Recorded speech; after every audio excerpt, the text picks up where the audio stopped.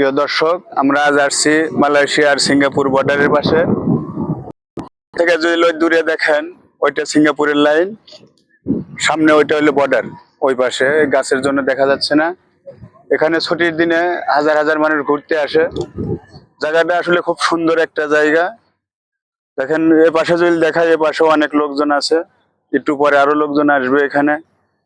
যদি আমার ডাইন পাশে দেখায়, এ পাশেও দেখেন পুরো এরিয়া জুড়ে লোকজন আছে। সবাই বসে আছে এখানে। এখানকার ভিউটা খুব সুন্দর আসে, তাই এখানে সবাই ছুটির দিনে ঘোরার জন্য আসে।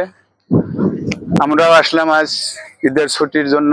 ঈদের দিন একটু ঘোরাঘুরি করার জন্য বন্ধুদের সাথে আসলাম। আমরা আজ এখান থেকে রাত 8টা-9টার দিক রুমে যাব।